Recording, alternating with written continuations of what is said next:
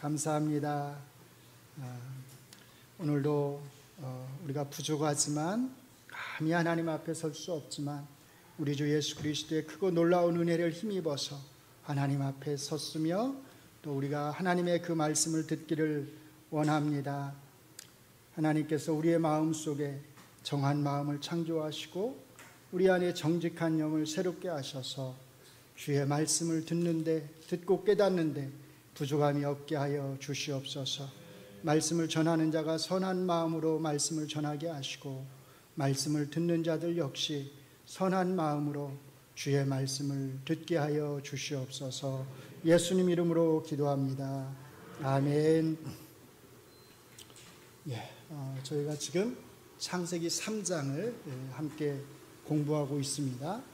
창세기 3장에는 뱀의 유혹, 그리고 선악을 알게 하는 나무의 열매를 따먹은 이야기, 그리고 하나님께서 뱀과 아담과 하와에게 하시는 심판의 말씀, 그리고 이제 아담과 하와를 에덴 동산 밖으로 쫓아내는 이야기 등이 들어가 있어요.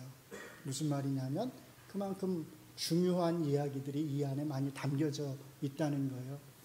물론 여러분들이 거의 대부분은 여러 번 이 말씀을 읽었을 것이고 이 말씀을 내용을 잘 아실 거예요. 근데 제가 늘 말씀을 드리지만 내용을 잘 알면서 그 내용이 담고 있는 의미가 무엇인지를 우리가 잘 알아야 됩니다. 오늘 말씀을 통해서 여러분들이 이 이야기 안에 있는 너무나 중요한 말씀의 의미, 하나님의 은혜가 얼마나 크게 이 이야기 속에 담겨져 있는지를 여러분들이 함께 나눌 수 있었으면 좋겠습니다.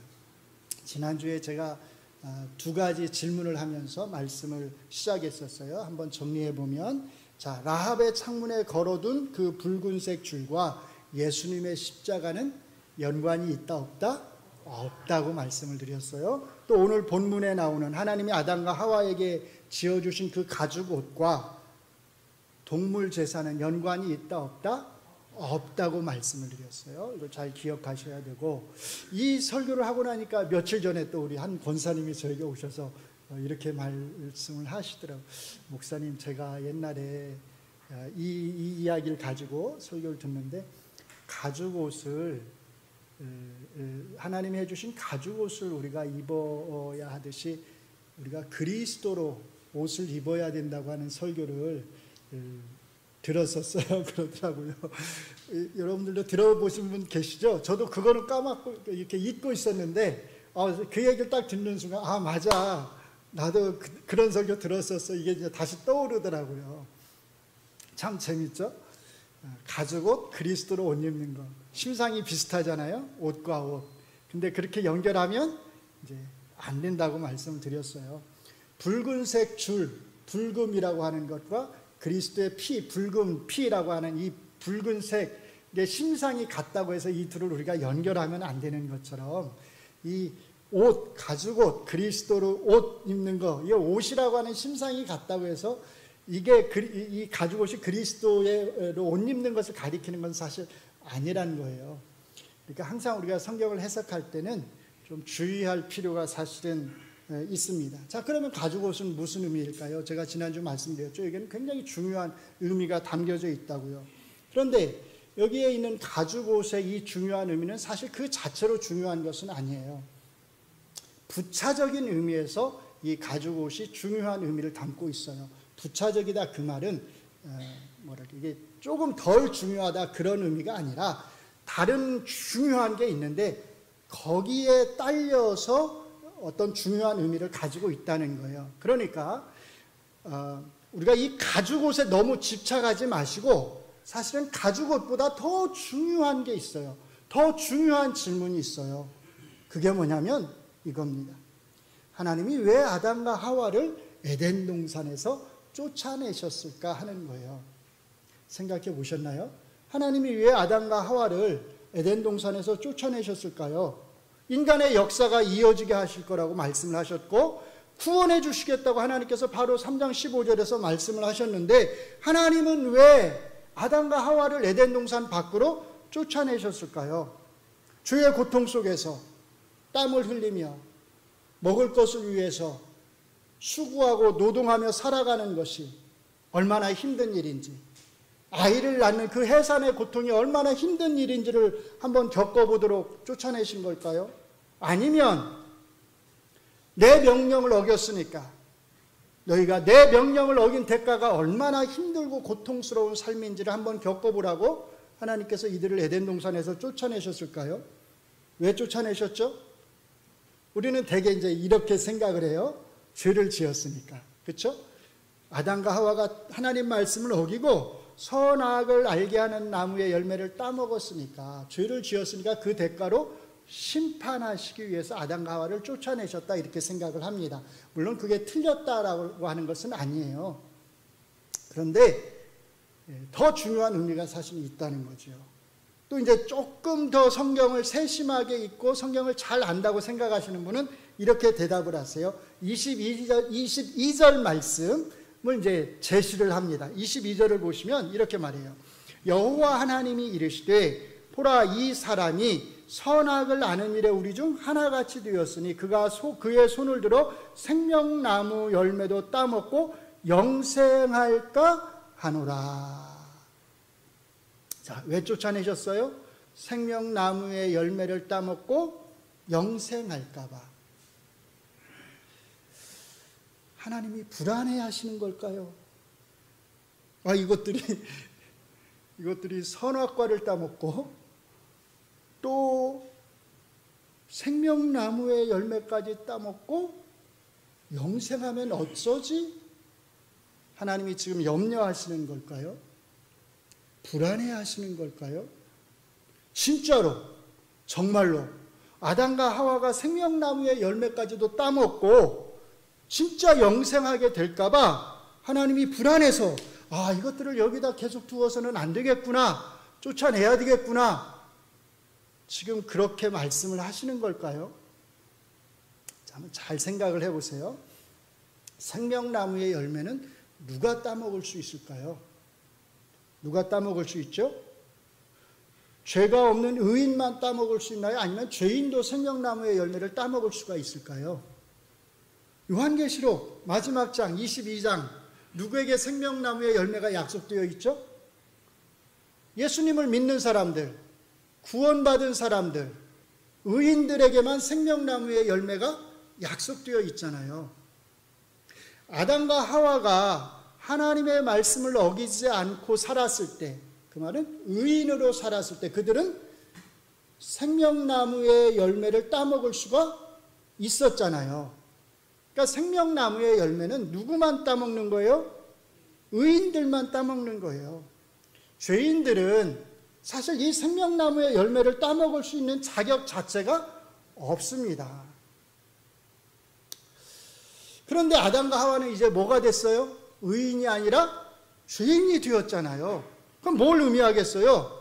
그 말은 아담과 하와에게는 이제 더 이상 생명나무의 열매를 따먹을 수 있는 자격이 있다 없다? 없다는 뜻입니다. 자, 22절에 보라, 이 사람이 선악을 아는 일에 우리 중 하나가 되었다라고 하는 이 말씀이 바로 사실은 그런 뜻이에요. 이 말씀은 아담과 하와가 모든 면에서 하나님과 같이 되었다고 하는 그런 뜻이 아니라고 제가 말씀을 드렸습니다. 자, 여기서 아담과 하와가 선악을 알게 되었다라고 하는 말은 도덕적인 차원에서 선한 일이 뭐고 악한 일이 뭔지를 알게 되었다는 말이 아니에요. 도둑질을 하면 안 되는구나. 과거에 몰랐는데 선악과를 따먹고 나니까 거짓말을 하면 안 되는구나. 거짓말을 하면 그게 죄구나, 악이구나. 이걸 알게 되었다는 뜻이 사실은 아닙니다. 그러면 선악을 알게 되었다고 하는 건 무슨 뜻일까요? 다른 게 아니라 하나님과의 관계에서 순종과 불순종, 이 둘 모두를 알게 되었다는 거예요. 아담과 하와가 생각을 해보세요. 생명나무의 열매를 따먹기 전에 아담과 하와는 뭐만 알았을까요? 순종과 불순종 중에서 뭘 알았겠어요? 순종만 알았겠죠. 그 순종만 알아서 하나님 말씀에 순종해서 선악과를 따먹지 않았어요. 그게 뭐예요? 그게 선이에요. 하나님 말씀에 순종하는 것. 근데 이제 하나님의 말씀을 어기고 선악과를 따먹는 순간, 그게 뭐예요? 불순종이죠. 불순종하는 그 순간 이제 알게 된 거예요. 뭐를요? 불순종을 알게 된 거죠. 하나님 말씀을 어기는 게 무엇인지를 알게 된 겁니다.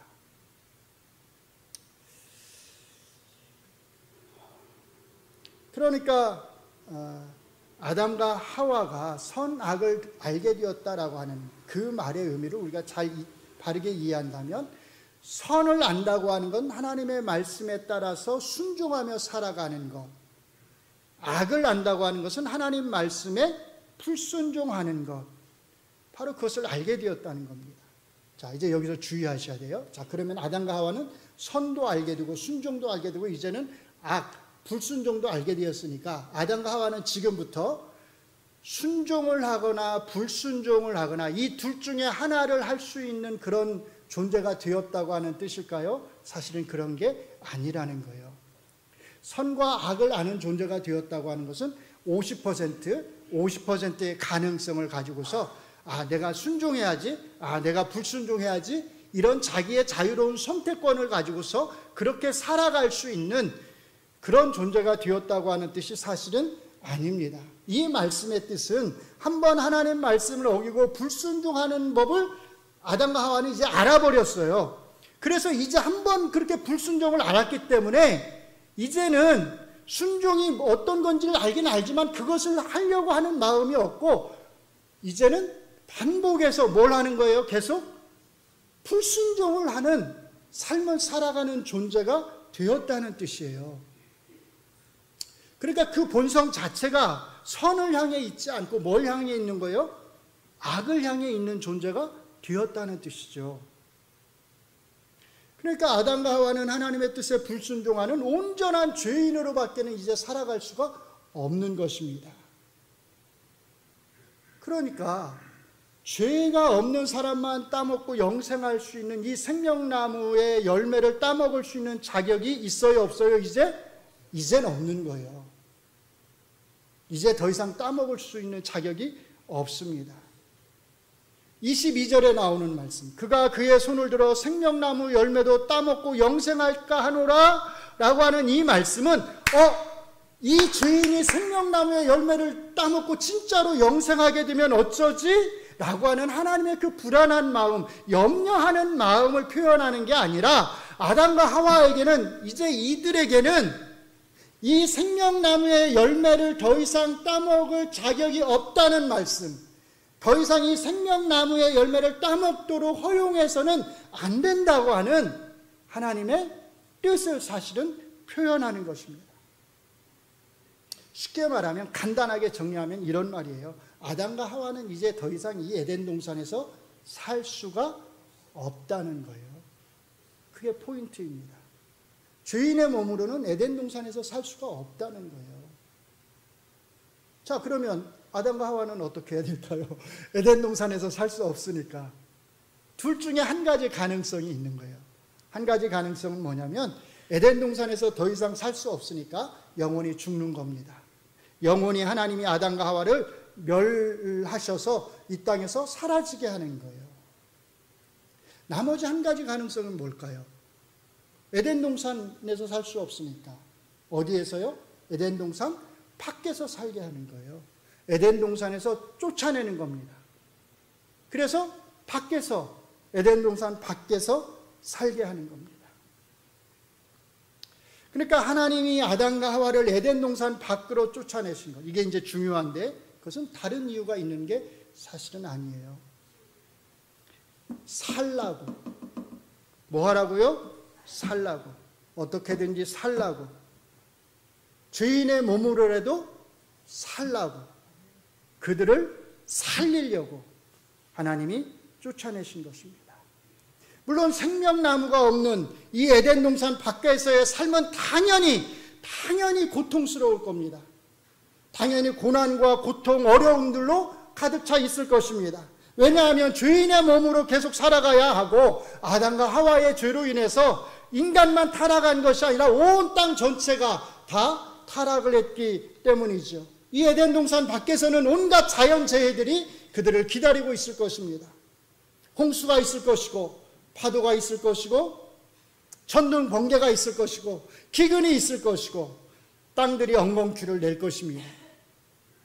이 에덴 동산 밖에서는 온갖 사나운 짐승들이 이제 인간을 해치려고 할 것입니다. 뿐만 아니라 온갖 다양한 여러 가지 질병들이 인간을 병들게 하고 인간을 신음하게 할 것입니다. 심지어 그들의 생명을 빼앗아 갈 것입니다.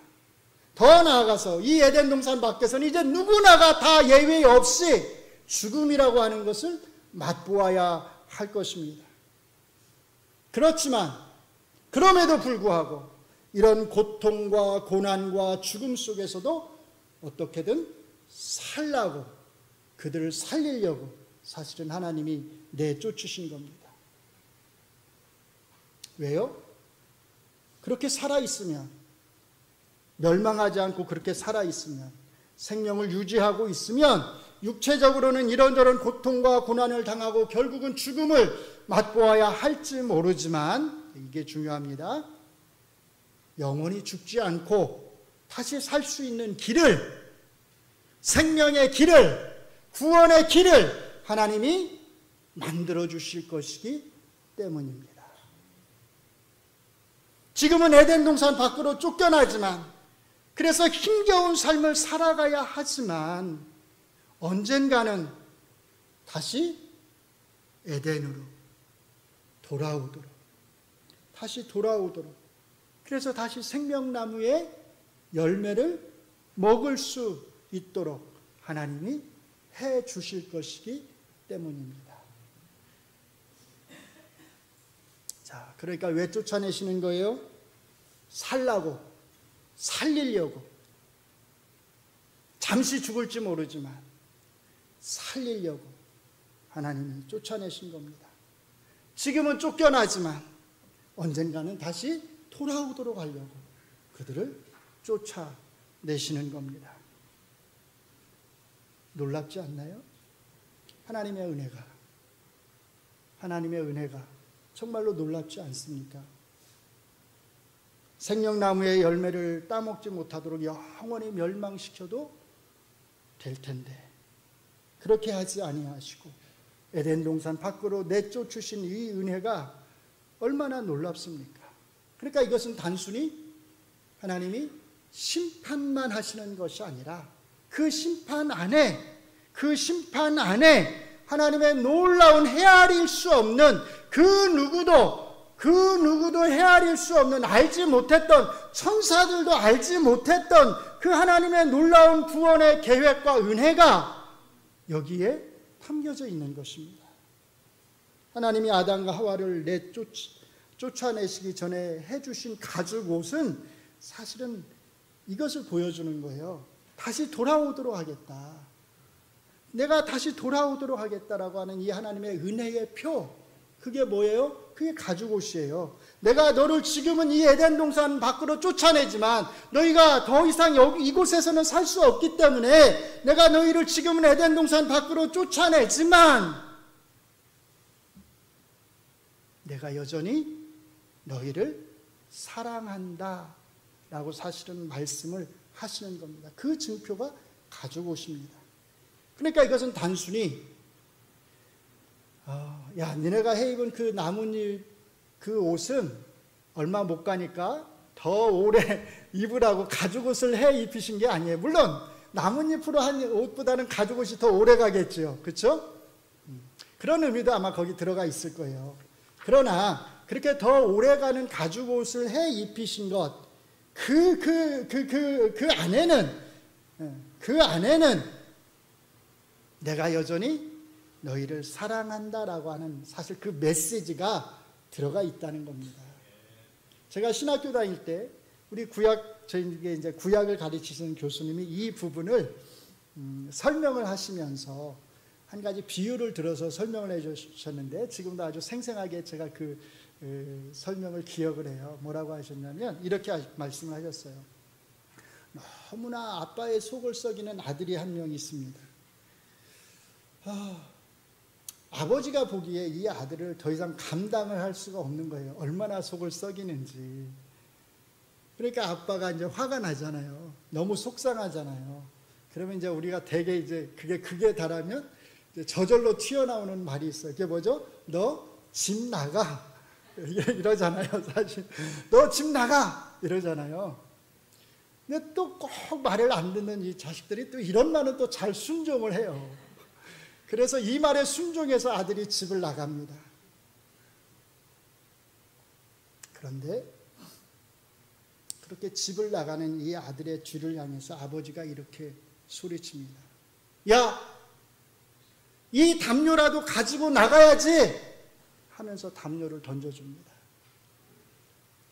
무슨 뜻이에요? 나가서 죽으라는 건가요? 살라는 겁니다. 죽지 말고 살라는 거예요. 추운데 얼어 죽지 말고 이 담요라도 가지고 덮고 살라는 겁니다. 그리고 사람이 돼서 돌아오라는 거예요. 그렇게 돌아오면, 바른 사람이 돼서 돌아오면 다시 내가 받아주겠다는 겁니다. 내가 너를 영원히 지금 쫓아내는 게 아니라는 뜻이잖아요. 이 담요를 받고서 쫓겨나는 이 아들도 아마 이렇게 생각했을 거예요. 아, 아버지가 나를 영원히 쫓아내시는 것은 아니구나. 언젠가 내가 사람이 되어서 내가 아버지께로 돌아가면, 내가 바른 사람이 되어서 아버지께로 돌아가면 아버지께서 나를 다시 받아주시겠구나. 가죽옷의 의미를 아시겠죠? 표입니다. 하나님이 그들을 여전히 사랑하신다고 하는 표이고 다시 돌아오도록 해주겠다고 하는 사실 표입니다. 아담과 하와는 비록 에덴 동산 밖에서 힘겨운 삶을 살아가야 하지만, 고된 삶을 살아가야 하지만 다시 돌아올 수 있다고 하는 이 소망을 가지고 살아가라는 표입니다.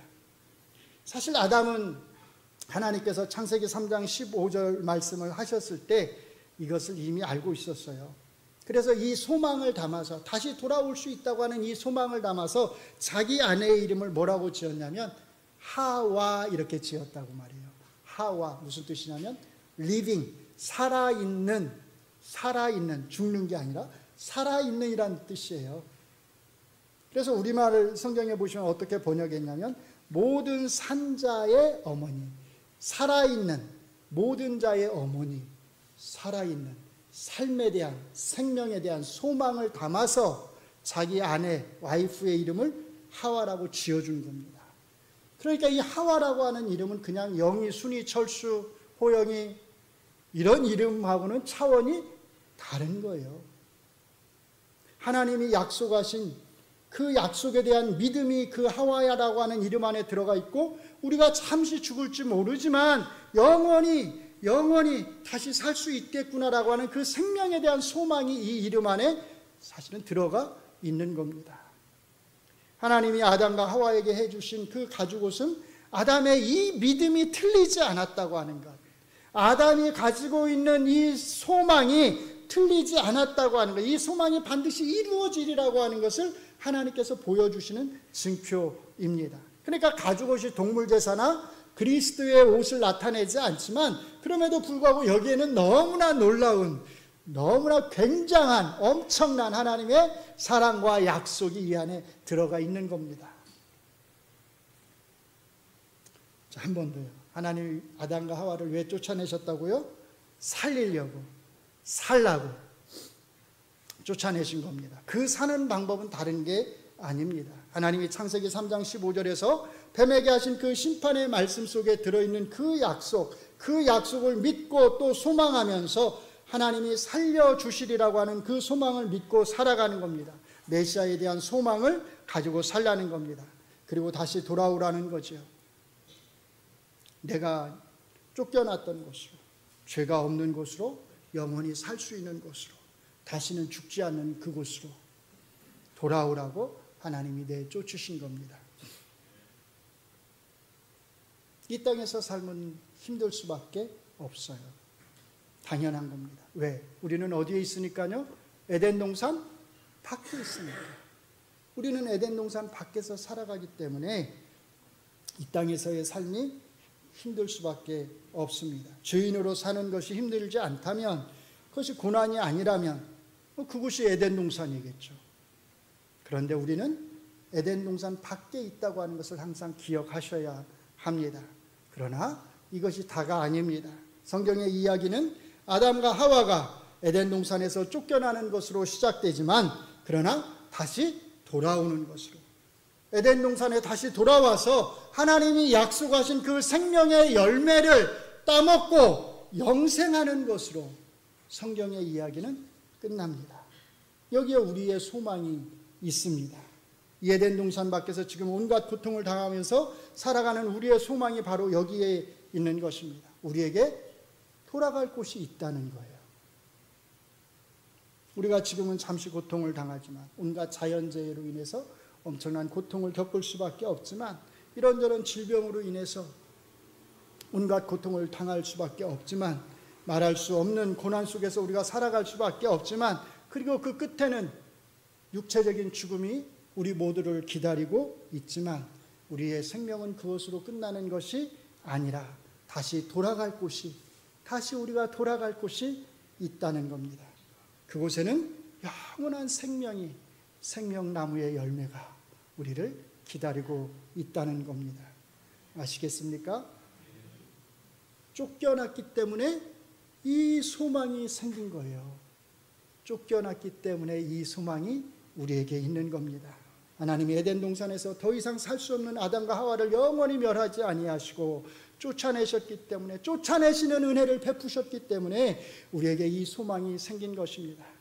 그러니 에덴 동산 밖으로 쫓아내신 것이 얼마나 감사한 일입니까? 얼마나 놀라운 은혜입니까?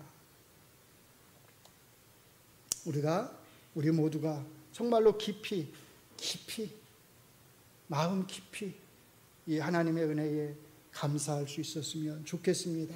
예수님이 이 땅에 오시기 전에 살았던 저 구약의 백성들은요, 메시아에 대한 소망을 가지고 살았지만 이 소망은 어떻게 보면 눈에 보이지 않는 소망이었어요. 왜냐하면 그 메시아가 누군지를 몰랐으니까요.